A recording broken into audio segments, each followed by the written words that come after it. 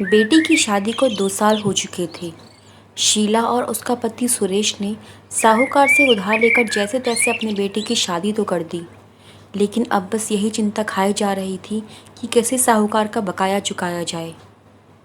साहूकार हर फसल के कटने के बाद अपना उधार लेने आ जाया करता था। सुरेश ने आधा उधार तो जैसे तैसे चुका ही दिया था, लेकिन अभी आधे उधार पर वक्त था। इस बार भी देखते ही देखते ठंड आ गई। ये महीना पूस का था। सुरेश को फसल कटने तक रात भर अपने खेत की देखभाली करनी पड़ती थी, क्योंकि उस वक्त जानवर अक्सर फसल खाने और बर्बाद करने के लिए आ जाया करते थे। शीला, यूं रात भर खेतों पर पहरा देना मेरे बस का नहीं है अब। ऊपर से ये पूस की रातें। इससे अच्छा तो मजदूरी ही कर लेते। कम से कम रात को यूं ठंड में खेत पर पहरा तो नहीं देना पड़ता। हाँ, मैं जानती हूँ, बहुत ठंड है बाहर।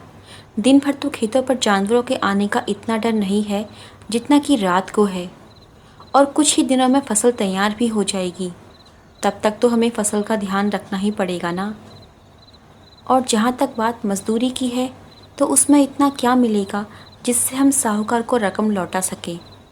कम से कम साहूकार का पैसा लौटाने तक तो हमें अपनी खेती बाड़ी में ही ध्यान देना होगा। आगे की बाद में देख लेंगे। शीला, तुम ठीक कहती हो। अगर एक दिन भी नहीं गया तो जानवर रात में पूरा खेत बर्बाद कर देंगे। और खेती बर्बाद हुई तो साहूकार का बकाया कैसे दे पाएंगे। फिर कुछ ही दिनों की तो बात है। ये लो कंबल, इसे ढक लेना। सुरेश बेमन से कंबल साथ में लेकर खेत को निकल गया। और कोई विकल्प भी तो नहीं था। रात बहुत हो चुकी थी। सुरेश खेत के आसपास ही बैठ गया। कुछ देर खाली बैठे बैठे सुरेश को ठंड लगने लगी, और ठंड भी इतनी कि सही ना जाए। आज तो बहुत ठंडी रात है। ये कंबल भी बिल्कुल गर्मी नहीं दे रहा है। एक काम करता हूँ, थोड़ा आग जला लेता हूँ, जिससे कोई जानवर भी नहीं आएगा और मुझे गर्मी भी मिल जाएगी। सुरेश ने आसपास से लकड़ी और सूखे पत्ते इकट्ठा किए और आग जलाकर बैठ गया। हाँ, अब थोड़ा गर्मी आई शरीर में, वरना मेरे तो हाथ ही अकड़ गए थे। सुरेश को 2-3 घंटे हो गए थे आग तापते तापते। अब शरीर में गर्मी आने की वजह से सुरेश को नींद भी आने लगी, और देखते ही देखते उसकी आंख भी लग गई। खेतों में उस वक्त हल्की सी हवा भी चल रही थी, जिससे कि सूखे पत्ते यहाँ वहाँ बिखर रहे थे। और इसी वजह से आग की एक चिंगारी सूखे पत्तों के जरिए खेत तक पहुँच गई। सुरेश को पता ही नहीं लगा। जब उसकी आंख खुली तब तक सारी फसल झुलस चुकी थी और लगभग बर्बाद ही हो गई थी। ये सब देख सुरेश थोड़ी देर सोच में डूबा रहा और बहुत दुखी हुआ। उसके आगे तो बस उधार चुकाने का ही ख्याल घूमता रहा। बस इस दुख में उसको एक बात की ही तसल्ली थी कि कल से इतनी ठंड में खेतों पर उसको नहीं आना पड़ेगा। सुरेश घर को चल दिया उदास मन से। शीला, सब बर्बाद हो गया। ये आप क्या बोल रहे हैं? अरे रातों रात ऐसा क्या हो गया? कहीं जानवरों ने फसल बर्बाद तो नहीं कर दी? नहीं, गलती मेरी है। मेरे कारण पूरे खेत आग से झुलस गए। अब क्या होगा? इस बार हम साहूकार को क्या देंगे? वो तो बिल्कुल ठीक समय पर आ जाएगा। हे भगवान, एक तो ये गरीबी और ऊपर से ये फूटी किस्मत। शीला, जो हुआ सो हुआ। अब आगे क्या करें। कुछ नहीं सूझ रहा। कुछ ना से तो कुछ होना सही है। हम कल से मजूरी का काम ले लेंगे। बाकी साहूकार से तुम बात कर लेना, अगर वो थोड़ा रकम कम करने को मान जाए तो। ठीक है, मैं कल ही साहूकार के पास चला जाऊंगा।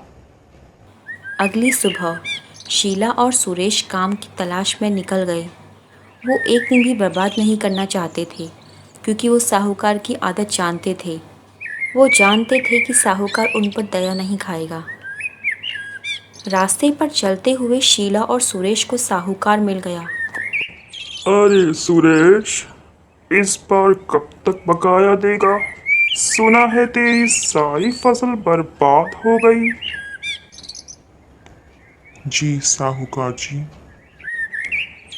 पर मुझे क्या, मुझे तो समय पर उधार चुका देना, वरना तू ही सोच ले, फिर तेरे ऊपर और ज्यादा भार आ जाएगा।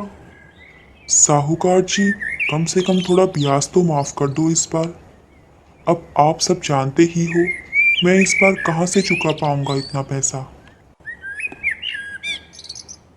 देख सुरेश, इस बारे में मैं कुछ नहीं कर सकता।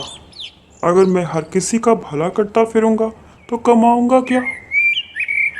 हाँ, एक काम तू कर सकता है जिससे मैं इस बार का ब्याज माफ कर दूं।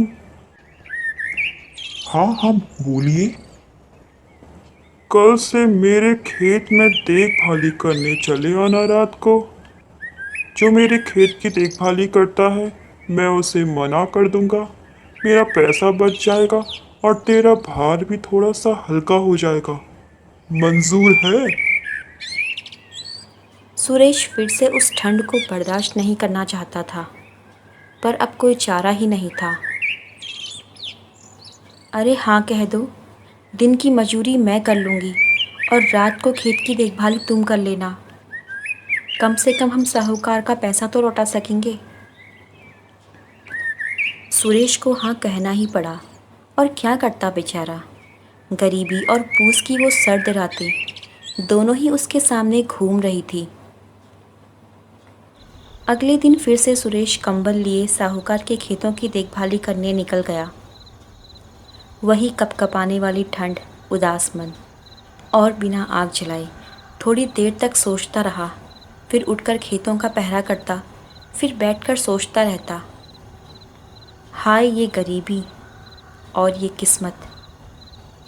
रात का सन्नाटा भी इतना गहरा कि सुरेश को मन को और सोच की गहराई में डुबो देता। सुरेश की कहानी जहाँ खत्म हुई, बस आगे उसी पल वहीं पहुँच गई। सुरेश बस सोचता ही रहा कि यही ठंड अगर दोबारा से बर्दाश्त करनी थी तो उस दिन आग ही क्यों जलाई। बस यही सोचते सोचते सुरेश की रात कट गई।